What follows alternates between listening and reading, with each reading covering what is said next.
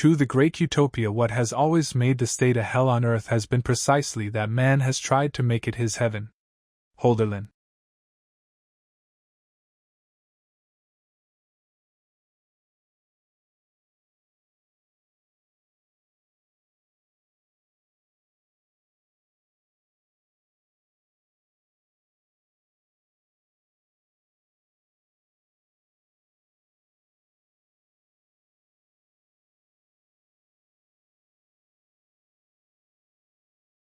That socialism has displaced liberalism as the doctrine held by the great majority of progressives does not simply mean that people had forgotten the warnings of the great liberal thinkers of the past about the consequences of collectivism.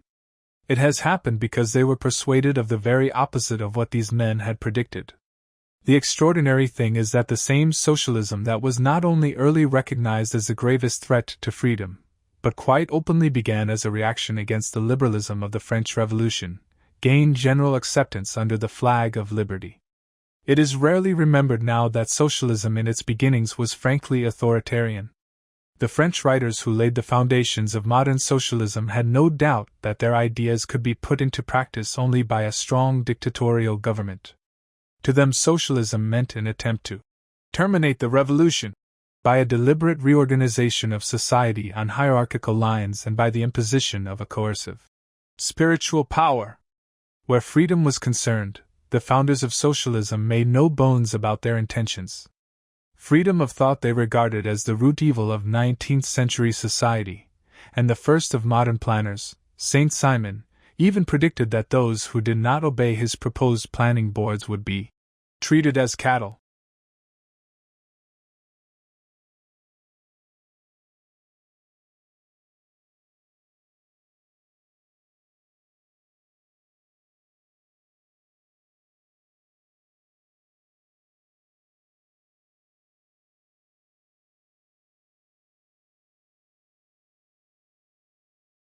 Only under the influence of the strong democratic currents preceding the revolution of 1848 did socialism begin to ally itself with the forces of freedom. But it took the new, democratic socialism a long time to live down the suspicions aroused by its antecedents. Nobody saw more clearly than Tocqueville that democracy as an essentially individualist institution stood in an irreconcilable conflict with socialism. Democracy extends the sphere of individual freedom, he said in 1848. Socialism restricts it. Democracy attaches all possible value to each man. Socialism makes each man a mere agent, a mere number.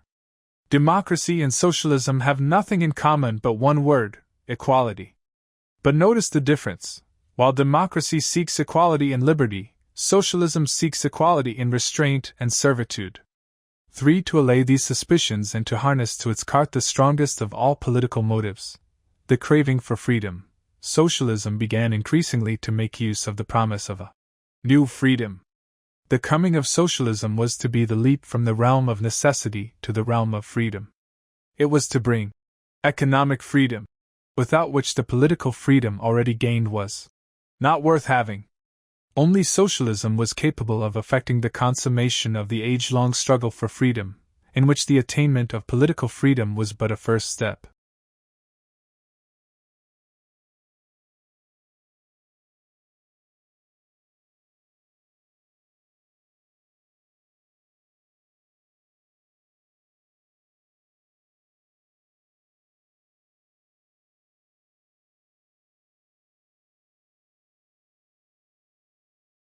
Was to be freedom from necessity, release from the compulsion of the circumstances which inevitably limit the range of choice of all of us, although for some very much more than for others.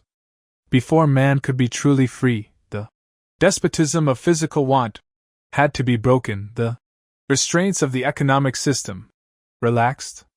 Freedom in this sense is, of course, merely another name for power, for or wealth.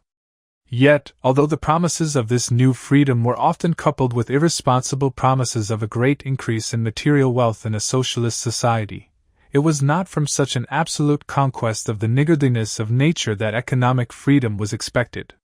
What the promise really amounted to was that the great existing disparities in the range of choice of different people were to disappear. The demand for the new freedom was thus only another name for the old demand for an equal distribution of wealth.